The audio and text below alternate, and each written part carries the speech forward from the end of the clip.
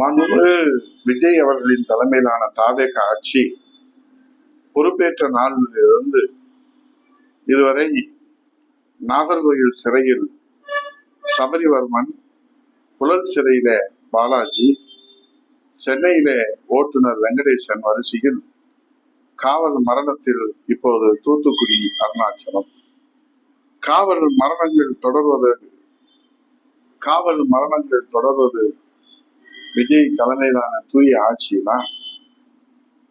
மானாமதுரை அஜித்குமார் சாவுக்கு Manamadurai Ajithkumar custodial death என்று சொல்லக்கூடிய இந்த லாக்அப் டெத்தை எவ்வளவு வீரத்தோடு எதிர்த்தார் நம்ம விஜய். ஆஹா, ஒரு மாவீரன் அலெக்சாண்டர் நமக்கு கிடைத்து விட்டார், ஒரு மாவீரன் நெப்போலியன் நமக்கு கிடைத்து விட்டார் என்று ஜென்சி தலைமுறையின் நெஞ்சிலே பால்வார்த்த அந்த வீர வசனங்கள்.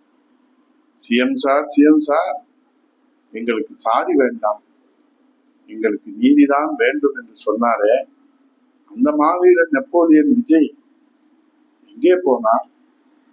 உயிரோடு இருக்கிறாரா, செத்து போய்விட்டாரா? அந்த மாவீரன் நெப்போலியன் எங்கே போனார்?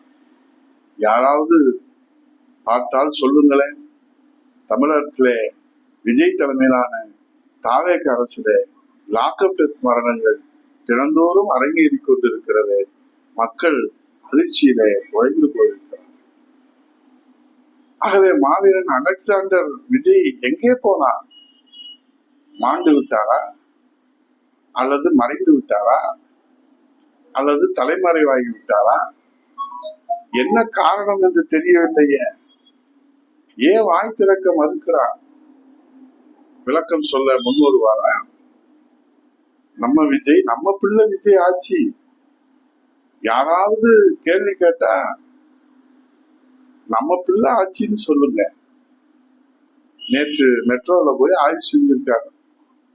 ஒரு தாய் அவர் மடியிலே நெஞ்சிலே அந்த காட்சிகள் எல்லாம் எவ்வளவு மூளை செலவை செய்கிறீர்கள்.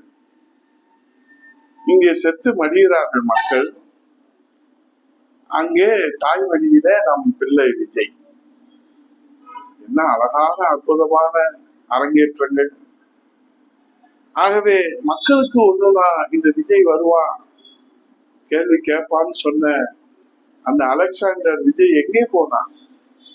அந்த மாவீரன் நெப்போலியன் விஜய் எங்கே போனார் என்றுதான் காணவில்லை விஜய் என்று தேடிக்கொண்டிருக்கிறார்கள் மக்கள். செய்திகளை உடனுக்குடன் தெரிந்து கொள்ள கீழ்கண்ட கேபிள் மற்றும் டிடிஹெச் நெட்வொர்க்குகளில் எம்நாடு செய்தி தொலைக்காட்சியை காணுங்கள்.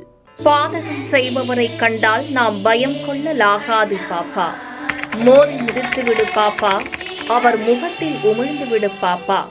அண்மை செய்திகளை உடனுக்குடன் தெரிந்து கொள்ள இணைந்திருங்கள் எம்நாடு தொலைக்காட்சியுடன்.